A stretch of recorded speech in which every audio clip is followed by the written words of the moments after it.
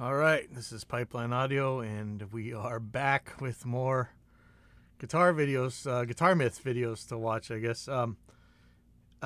These list things, they always end up seeming to be on these silly hype channels and stuff. I don't know about these channels, but I see 3 secrets to mixing. Just subscribe to my blah, blah, blah. Pay me $5 billion, and I'll give you the 3 secrets to better metal mixes. But you know what? You guys keep sending me these videos, and I'll keep doing these responses or whatever they are. So remember the caveat. I am not an expert guitar player. I can play guitar. I can do minor guitar repairs. I am really good at soldering and electronics, but just take this with a grain of salt. I'm not an expert guitar player by any means. I approach these things from a recording studio perspective. So, let's see what we got here. This is from Daryl Braun Guitars. 15 guitar myths that make us all look crazy. I'm kind of looking forward to this one. So, let's see what we got here.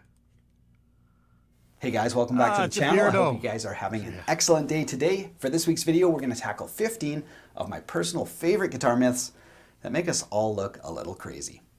Let's get started. I love it. This is let's get started, and then they're going to play some kind of intro thingy. No, let's get started. Get started. Get off my lawn.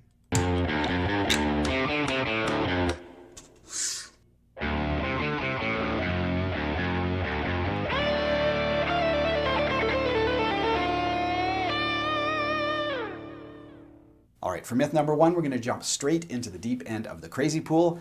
Nitro finishes sound better than poly. Nitro, poly. Nitro, poly. Nitro, poly. Nitro, this guy. Poly. Now, I've been fortunate enough to play on all sorts of different guitar finishes over many, many years, and I can tell you this with certainty.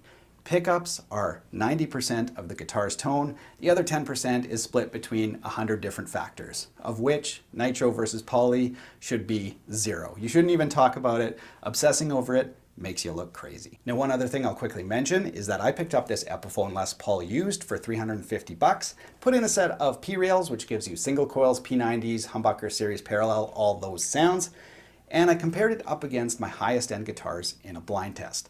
Now, this guitar is encased in a massively thick coating of poly, but it's one of my favorite guitars and kicks butt on so many of my other instruments. So if you think you can tell the difference between this and a bunch of my high-end guitars in a blind test, follow the link above. Even though this is one of them beard and mustache guys, this is actually pretty cool. So, not to sound like a stuck record, but, you know, I hate the idea that you guys spend all this money. Yeah, we go over this. We just went over this on the last couple of videos. You don't, when it comes to guitars, you don't get what you paid for. You got to pay a certain amount to get something really good. And after that, it's just it's mostly aesthetics or it's mostly features, but you're not going to get something significantly better is a weird term. You're going to go sideways after a little while. And yeah, like he's saying, this is a $350 guitar, and I bet it sounds just like the other $5 billion Les Paul looking things. and he's asking for, I think it's talking about an ABX test, so good on you, man. Try your luck. Okay. Now, myth number 2 is that vintage pickups sound much better than modern pickups. Oh, man. See, again, stuck record. Why is just because something is old does it sound better? That's like this dinosaur argument from antiquity fallacy. As far as I know, they didn't make EMGs back in the 50s, so I like EMGs. I'm sorry that I do, but I do.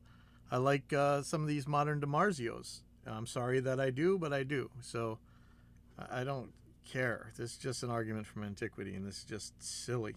We all sort of attach this mystique or this mojo to 50s and 60s pickups. I don't. And instead of the Lady of the Lake emerging with Excalibur for King Arthur, we imagine her coming up with Hendrix's Strat or a set of PAF pickups from the 50s, right? And when those vintage pickups go for like $500 to $1,200, you better be sure they sound better than a set of Seymour Duncans, right? And The truth of the matter is there was just vast inconsistencies back in the day. Some of them sounded great, some of them sounded like crap. Yeah. Someone would be winding a pickup and go out for a smoke break, come back, finish the pickup and be like, yeah, that looks good. You know, it might have been overwound, underwound, whatever. Someone would go on a bathroom break, come back, let's package these up. Looks good to me, right? Just very inconsistent is going to sound any better than a modern set of pickups. All right, favorite myth number 3 is that heavy gauge strings give you super thick tone. And certainly it makes your guitar feel different, right? You have to dig in, you kind of got to fight that. So I did a couple videos on these where it's directly comparing different size strings with the same pickups on the same guitar, same tuning, tried to play exactly the same chords and stuff. And, you know, you might be surprised at the differences. But yeah, you're not going to just magically make a super thick sound with thick strings. That instrument, but you can just like lay into it, which gives it a different feel, but does it give it a different sound? I don't think so. So here's a list of some of our favorite guitar players playing light gauge strings, 9s or 8s. Here we go. Hendrix 9, Chuck Berry 8, Jimmy Page 8, Van Halen 9, James Hetfield 9, Billy Gibbons 8, B.B. King 8. Dude had monstrous tone, right? Knopfler, Gary Moore, Angus Young, Randy Rhoads, Steve Vai, Satriani, all on 9s, right? Some of those guys have some of the most epic, you know, huge, expansive guitar tones available on super thin gauge strings. Don't worry about the gauge. Play what feels right. Now, if you guys would like to see me do a real world string gauge test, let me know in the comments below. I'd be happy to do that. Those are cool. Now, myth number 4 is one of my personal favorites, probably because I love thin line Tellys, even if they are a tad garish. But either way, it's hilarious to watch demos or listen to, you know, forums or people in music stores describe the difference between a thin line and a solid body. You'll hear words like airy or spacious or unique high end, and you know, they're looking for words to sell you a guitar. What the F-hole does is it makes the guitar lighter. Yeah. That's what it does. It doesn't matter what kind of guitar it's on. Chambering, F-holes or whatever, it makes the guitar lighter. That's what it does. Enjoy the weight savings. I'm having problems really having a problem with this guy's video here, aside from him being a beardo. Yes, we have arrived at Maple versus Rosewood. Right. So the myth goes, this little slab of rosewood on top of your maple neck makes all the tonal difference in the world. So if you want a guitar that is warm, that is natural sounding, that notes kind of just have this subtlety and this really interesting warm vibe, go with the rosewood. If you want something snappy and bright with tons of attack, go with the maple. This is a huge decision for your guitar and you must know which one you like the sound of best. Well, here we go. Let's do a blind test for you guys. Same guitar, same strings, no reverb, no compression, straight out of my amp, unprocessed, blind test. Here we go.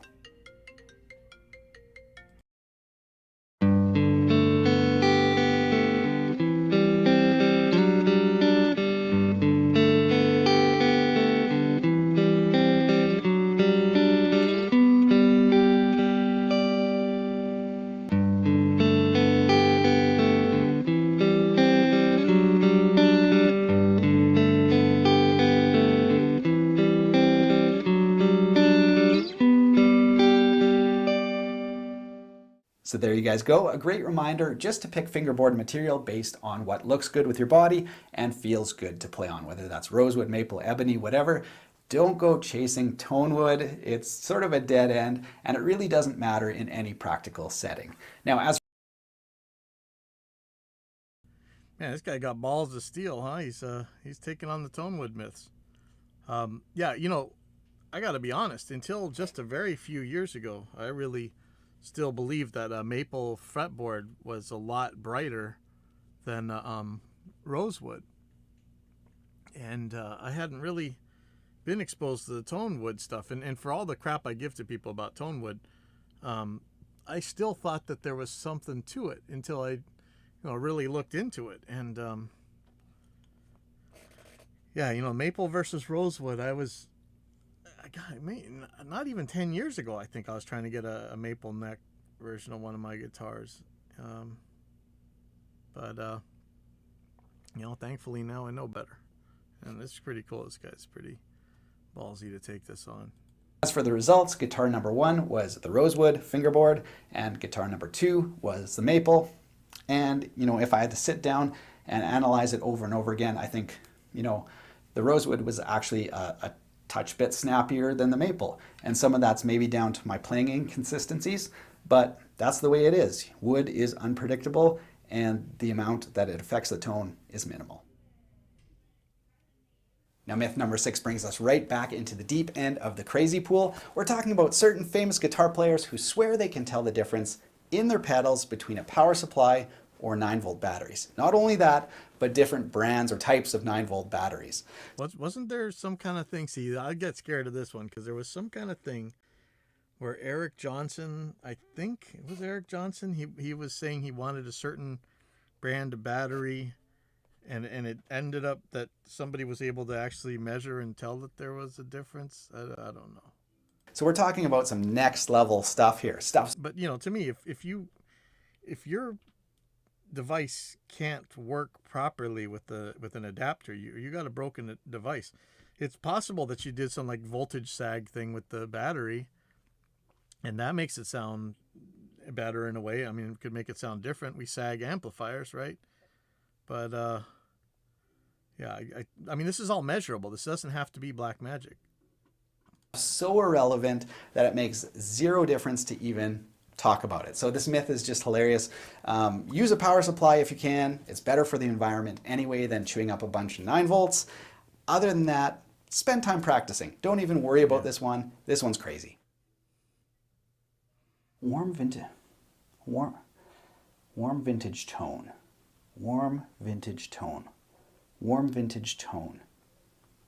Where have I heard that phrase before? Oh yes, on every single pickup manufacturer's website. Listen to music from the 30s, the 40s, the 50s, and the 60s. Where's this warm vintage tone? It's bright, it's cutting, it's Gretsch, it's Telecaster, it's Stratocaster, it's surf, it's big band, it's early rock and roll, it's bebop. It's noisy, it's distorted, it's band limited. Like, you guys are always talking about this vintage tone. Like, you really want to sound like... If I made your vocals sound like something from the 1950s, if I made your guitar sound like something from the 1950s, I'd be fired. I'd never work in this industry again. You guys are nuts. Where's the warm vintage tone? Stop using that phrase to sell me pickups and use something accurate. Now, myth number 8 really doesn't have anything to do with us looking crazy or like the overly eccentric musicians that we are. It's more of just a general misconception. So here goes the myth. Compared to a Strat bridge, a Telly bridge has more treble, has more bite, is thinner, all those kind of things, and that's just not true. Compared to a Strat pickup, a Telly pickup has more low end, it has more overall frequencies, and honestly is a fuller sound. So a Strat bridge is built very different than a Telly bridge pickup. Totally different construction, but the Strat actually sounds thinner, a little bit more compressed, and has fewer overall frequencies. So common misconception. Let's take a listen to these guitars. Wait, why is that? Is the Telly pickup further away from the... I always thought Telecasters were crazy bright. I always thought that my whole life. And, I always just figured, it's down to the pickups they used, or, I thought, that metal bridge is going to do it. I used to not be quite so sure about how pickups worked, but hopefully they'll tell us why this is. I think maybe the Telly pickup is closer to the neck. Why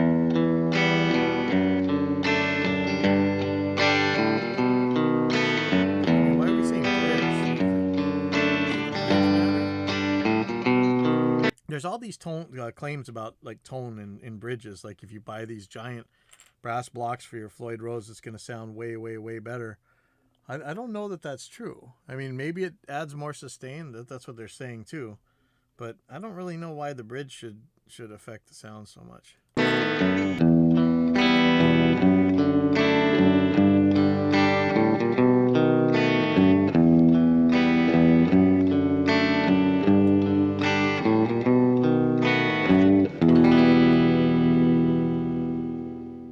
So now you know if you need a big, powerful, full-sounding single coil tone, grab a Telecaster bridge. You'll love the tone. Why is it the bridge? Hey, dude. I don't think that's the bridge. I think that's the pickup. I think either the way the pickup is made, how many windings or whatever, and or where it is on the guitar. Is it in the same place on the guitar? Let's just really quick pull up a so hopefully I can get some pictures. Strat versus Telly here. Okay, so this one is a big one. Oh man, I'm gonna get all spammed out by Fender. Thanks, Fender. Okay, here we go. So the Telly bridge looks like it's a little bit further away from the Telly pickup looks like it's a little bit further away from the saddles.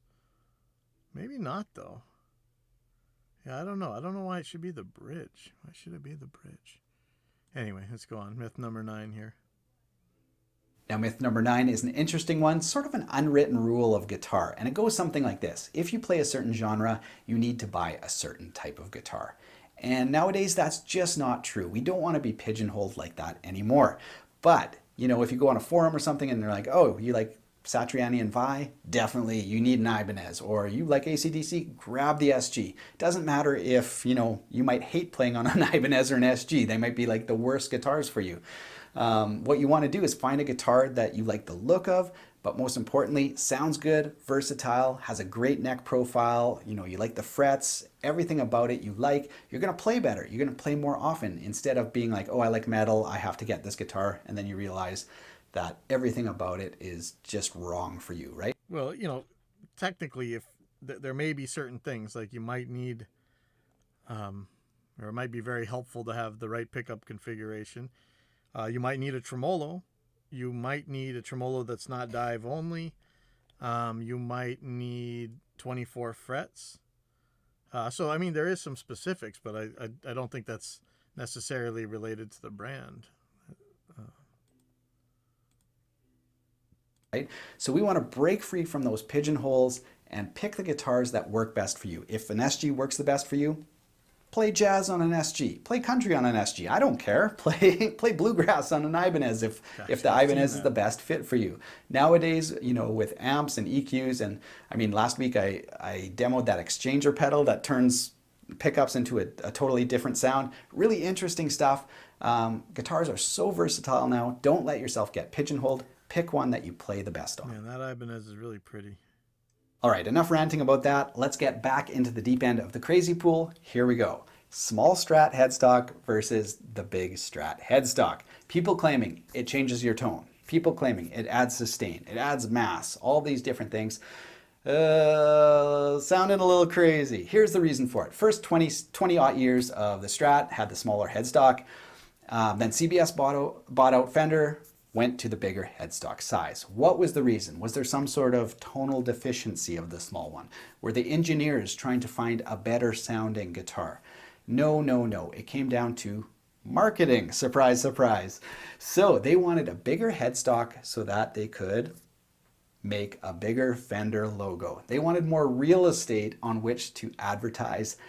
That's why the big Fender headstock exists. Well, these guys are still going to say that you just don't realize that it magically makes it sound better. So, meh on you. All right, we got a good boil going on here, you guys. I think you know this myth. Boiling your guitar strings brings back their tone. I swear, I'm not crazy. I'm just going to cook my strings. Yeah, I'm cooking my guitar strings. This is what's happening here. This is what my life has devolved into. There's just got to be a better way to save $7. But in the end, all those strings that you boiled still have the kinks in them from being wound around the post. When you put them back onto an instrument, that's going to be a really weak area because it's been kinked so many times. Just go buy a new set of strings. It's going to play better and sound better. I think it was that Scott Groove. He was showing the old trick of pulling your strings. I've seen people do this in the studio so many times. Bass players, especially like country bass players, just yanking on their strings, pop, pop, pop, pop, and then all of a sudden they say they sound brighter. I can't be sure, but makes sense. If you got dirt in the windings or whatever, that would help a little bit. Now, myth number 12 is true bypass versus buffered bypass. Now, in the just past, see this? buffered bypass Everybody's was doing like the a swear same word. ones. You did not want any of the pedals on your board. They were cheap, they were crappy. Everything had to be true bypass. The marketing machine was glorious, and they would upcharge you for, true bypass. If a pedal didn't have it, it was crap. Well, turns out that's not entirely true, because if you're running 20-foot cable into your pedal board and maybe 10 feet or even more of patch cables, 15 or 20 feet back out to your amp, well, you're getting close to 50 feet of cable, and you're going to notice the high-end drop on that. So what you actually needed was a buffer. Now, people would buy separate buffers, because they didn't want buffered bypass pedals for some reason. But anyway, totally different story.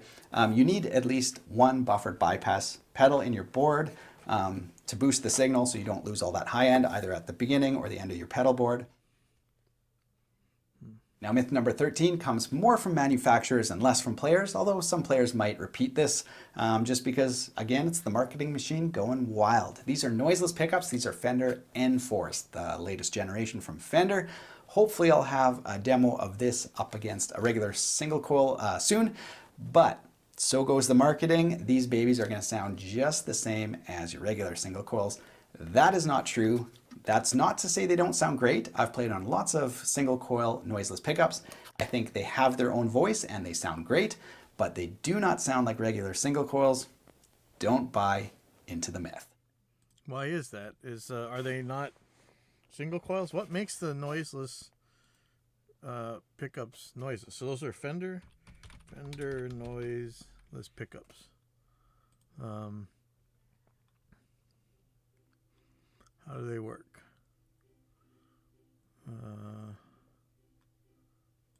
Fender noiseless pickups on Wikipedia. Let's see.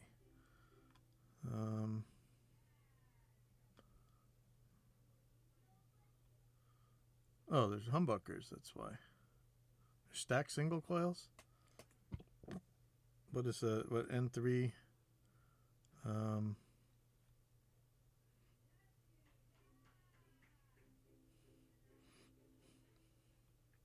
Something crazy I've been finding lately. I always used to read, wanted 81s, EMG 81s so bad because they're ceramic and they're supposed to be so much brighter and louder than the 707s or whatever. And no, the 707 has a lot more high end, at least on the guitars that I have. They seem like the pickups are in the same place. Not only does the 707 have a lot more output, but it seems like it has a lot more high end. If you don't have an American-made guitar, you're wasting your time and you're wasting your money. Well, everybody knows you want the Korean-made guitars, which are going to be very hard to get now. Yeah, that sucks. We're going to have a hard time getting these Agiles and stuff. It looks like most of the Korean stuff is going to Indonesia. And not that, you generally can, I mean, a decent shop in a decent country is, there are things about it. Of course, there's always exceptions and stuff, but it really all comes down to QC anyway. Don't waste your time with hot takes like that. It's absolute garbage. It's not true anymore. Don't let people look down on you because of where your guitar was made.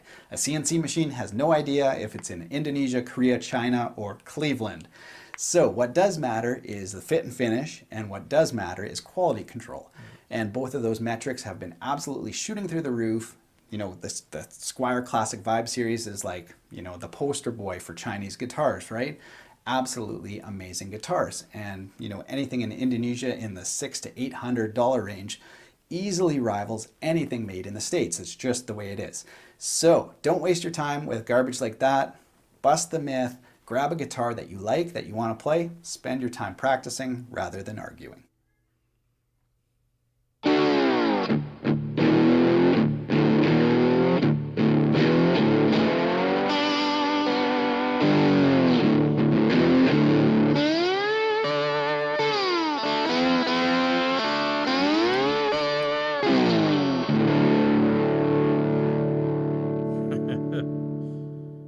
All right, let's end number 15 with a bang. This is our Tonewood Debate. So this is a garage sale guitar that I rescued. It was unplayable when I found it. So he's cut up a guitar and like taken the wood pieces off the body and attached them by screws or something like that, just to show, like, you know, it still sounds like a guitar.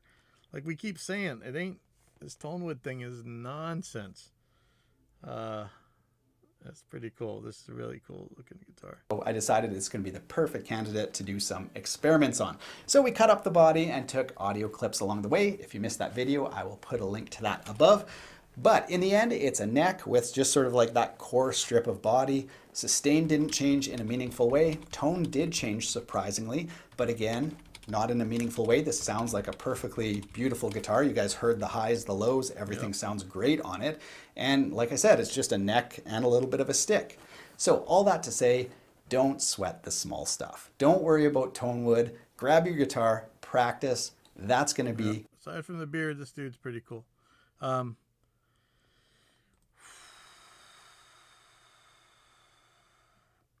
Okay, we need a name for our new reverb. Anybody out there, start sending in reverb names. We need a name for the new reverb. It should be coming out. Hopefully we'll get some betas out to you guys by this weekend. But we need a name. Okay. Let me go. So this is Philip McKnight. I don't know. I think I've seen some of this guy's videos before, but this is another Myths Guitar Players Believe Are True. Let's see how this one is.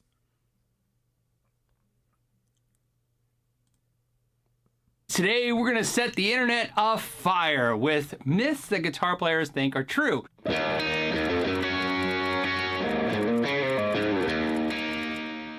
Obviously, a lot of people are going to have some strong opinions about these myths, whether they're for them or against them. But please understand, the information I'm presenting today is based on not only my experience, but a lot of fact-checking that I did with a lot of companies. And although I've gone to great extremes to make sure I fact-check this information as best I can, please understand that everybody's going to have a different opinion about this. Feel free to put the comments down below.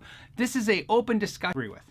Myth number one, although you should never handle a hot tube, the myth is that guitar players believe that if you touch the tube with bare hands, the oils from your skin or dirt will get on the glass, and when you plug in the amp, it could cause the tube to crack or break or be damaged. That's Ooh, I thought it made them overheat. Yeah, good thing I don't use tubes for anything anymore. Let me see, hold on, sorry, I gotta mute this for a second.